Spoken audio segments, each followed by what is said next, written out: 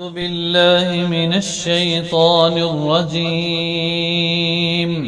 بسم الله الرحمن الرحيم.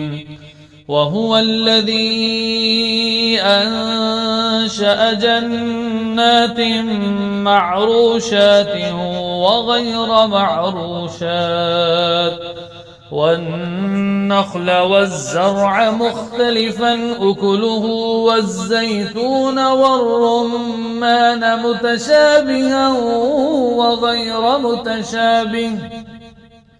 كلوا من ثمره إذا أثمر وآتوا حقه يوم حصاده ولا تسرفوا إنه لا يحب المسرفين. ومن الأنعام حمولة وفرشا كلوا مما رزقكم الله ولا تتبعوا خطوات الشيطان إنه لكم عدو مبين. 8 أزواج من الضأن 2 ومن المعز 2 قل أذكرين حرم أم الأنثيين أما اشتملت عليه أرحام الأنثيين نبئوني بعلم إن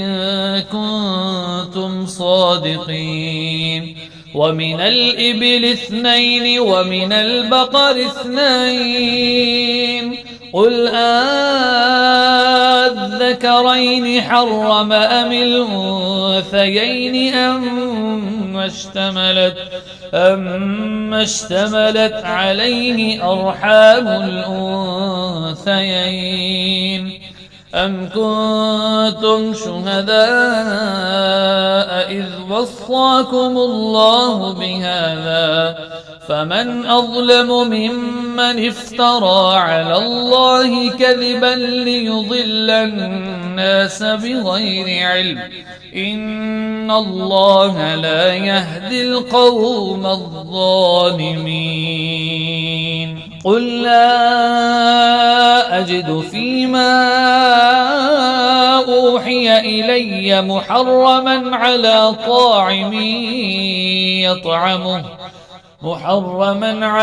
طاعم يطعمه إلا أن يكون ميتة أو دما مسفوحا أو لحم خنزير فإنه رجس أو فسقا أهل لغير الله به فمن اضطر غير باغ ولا عاد فإن ربك غفور رحيم. وعلى الذين هادوا حرمنا كل ذي ظفر ومن البقر والغنم حرمنا عليهم شحومهما إلا ما حملت ظهورهما أو الحوايا أو ما اختلط بعظم ذلك جزيناهم ببغيهم وإنا لصادقون. فإن كذبوك فقل ربكم ذو رحمة واسعة ولا يرد بأسه عن القوم المجرمين. سيقول الذين أشركوا لو شاء الله ما أشركنا ولا آباؤنا ولا حرمنا من شيء كذلك كذب الذين من قبلهم حتى ذاقوا بأسنا